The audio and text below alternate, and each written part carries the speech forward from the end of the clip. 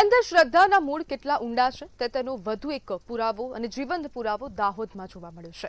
2 મહિનાના બાળકને શરદી ખાંસીના કારણે શ્વાસ લેવામાં તકલીફ થતા તેના વાલીઓ તેને હોસ્પિટલને બદલે ભુવા પાસે લઈ ગયા, જ્યાં ડામ આપવાના અમાનવીય કૃત્યથી બાળકની હાલત નાજુક બની હતી।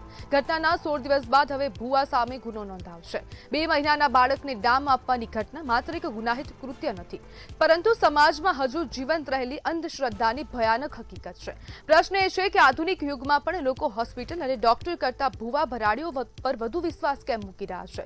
ગ્રામ્ય વિસ્તારોમાં આજે પણ એવી માન્યતાઓ મજબૂત છે કે બાળક સતત રડે, બીમાર પડે અથવા તો શ્વાસ લેવામાં તકલીફ થાય તો તેના પાછળ ઉપરી અસર અથવા તો વળગાડ જવાબદાર છે। આ માનસિકતા પાછળ માત્ર અજ્ઞાનતા જ નહીં, પરંતુ ગરીબી, આરોગ્ય સેવાઓ સુધી મર્યાદિત પહોંચ અને વર્ષોથી ચાલતી પરંપરાઓ પણ જવાબદાર છે। ઘણા ગામમાં પ્રાથમિક આરોગ્ય સુવિધાઓનો અભાવ હોવાથી લોકો સહેલાઈથી ભુવા પાસે પહોંચી જાય છે। બીજી તરફ સમાજમાં ભય અને અંધવિશ્વાસ એટલો ઊંડો છે કે માતા-પિતા પોતાના જ બાળક પર થતી ક્રૂરતા સામે પણ મૌન રહી રહ્યા છે। અને વધુ એક જીવતો જાગતો પુરાવો હવે દાહોદ ખાતેથી સામે આવ્યો છે।